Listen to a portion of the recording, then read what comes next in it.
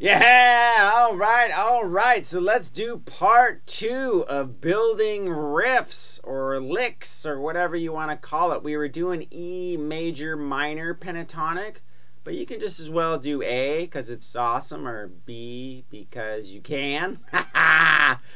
But anyways, we're just going to simplify little tiny pieces and put them together and throw them in a soup, and you're going to have awesome riffs of your own. So click that link below. I was just checking out a little Marty action the other day. He had some funk going. He had some blues licks going. There's always tons of killer stuff, and I watch it all the time. So you always can learn. So click the link. It'll take you to the brink of mastering your guitar, because you can learn guitar. It's late. I'm going crazy. All right, so since we're working in position 1 riffs, that also includes position 1 of major. So you can go position 1 of major into position 1 of minor in the same lick, right? So if you're doing like a...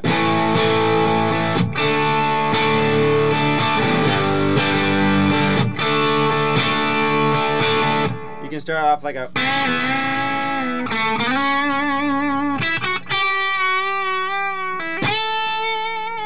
Right? And all we've done is we've gone from position 1 of major, and I slid into position 2 of major, right? So we did this riff.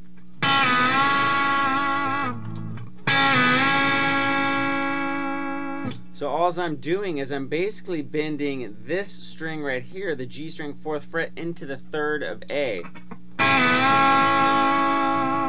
And then I slid into it. Right? And what I did was I bent into minor right there.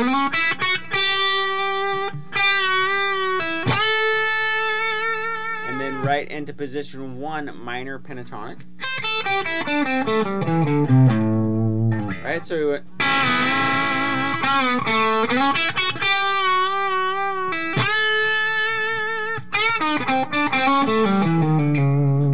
Right, and you can just go down the position 1 box of minor like I just did. And what we were talking about in that other lesson is finding out where the major chord is within that first minor pentatonic box. So our A major chord is... Right, so I can go...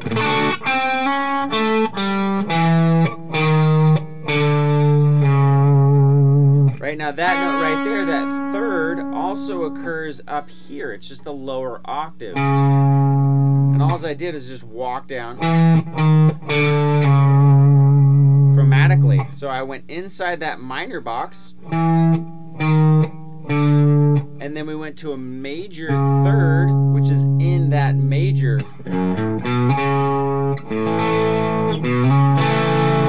Right, so we go...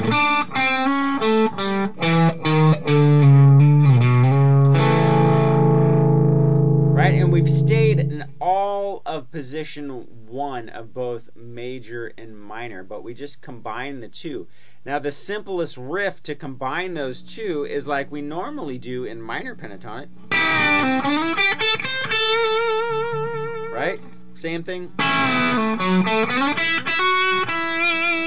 Right, but maybe, right, hit our root note.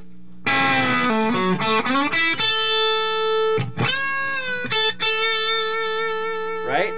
Instead of, right, there is our A note right there. Because our A chord is right there in that minor position, right? We have, like we learned in the last lesson.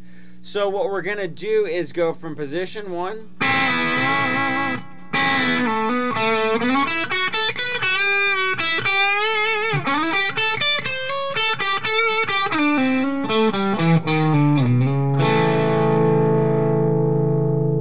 Right? So he slid up.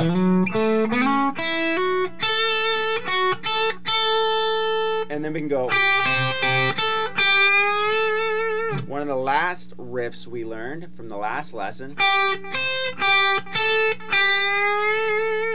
and then slide into minor pentatonic position 2, but accent that major note.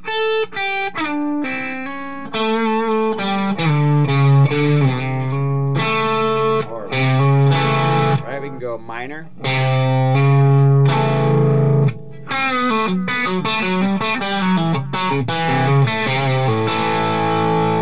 Now that right there, my first guitar teacher was showing me that he would combine, right, and that's just position 1 of major pentatonic with the minor pentatonic note in there too.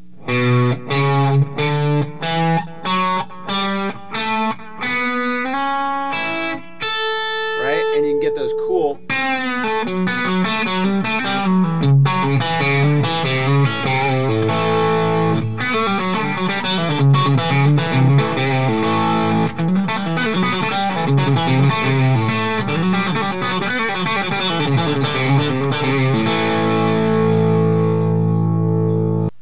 Alright, now there's also those Hendrix style riffs, right?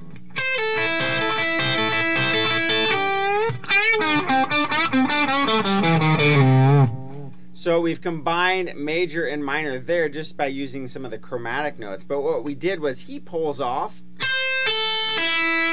on the high E string, 8 to 5, and then goes to the B 5th string, 5th fret rather, and then comes and bends on that B. And then you can do that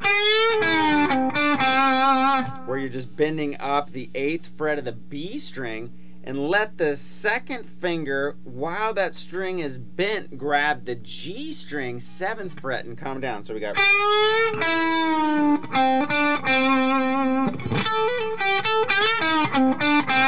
So.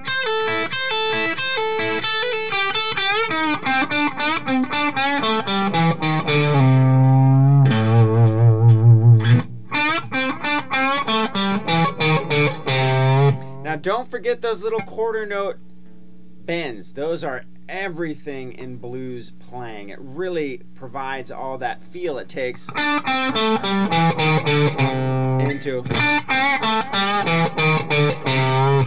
right? And it adds that kind of just woo, kind of floaty sound to it.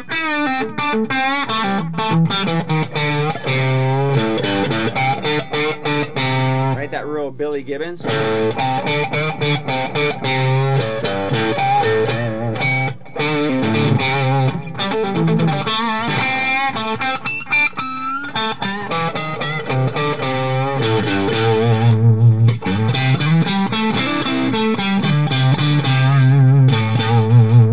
Right, the vibrato is super important. Right, so that's bending up on the 8th fret, and then I'm going to go to 5th fret, high E. Then I'm going to hammer on and pull off 5 to 7 on the E. So we got.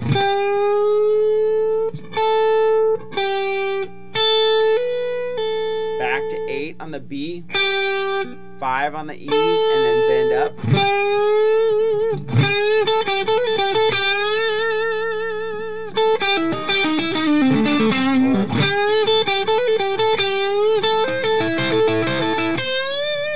Right, that Hendrix riff. But now I'm going to bend the 8th fret of the A, or E string rather. So we got.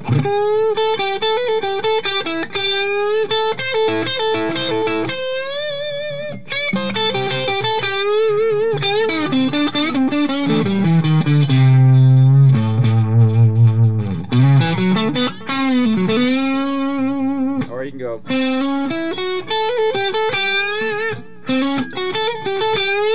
Right, combine those riffs. One of the riffs we learned in the last lesson is going minor into the hammering into the major 3rd, and then position 2 of major is right in that minor box of A, right?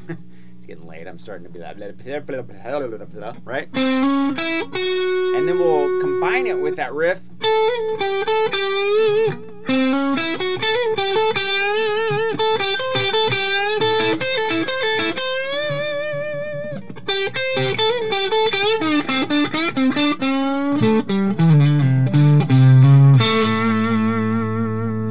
right, so I'm just taking those little riffs, whether it's or, right, combining it. Right, another riff we learned. Another one.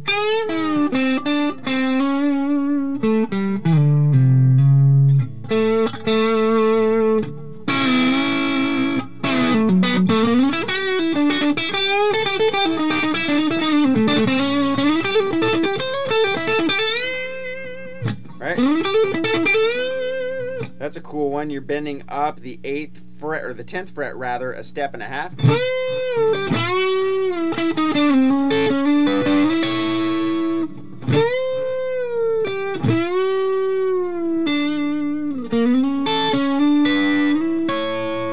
So I've been at the 10th fret a step and a half on the B, the 9th fret a step and a half on the G, and then I slid into an A chord, stacking 7 and 7 on the G and E, and then slid up to 9 and 9. And then from there, you're right back in that A chord. That was just the minor, and I hammered on to the 11th fret, and then that major third.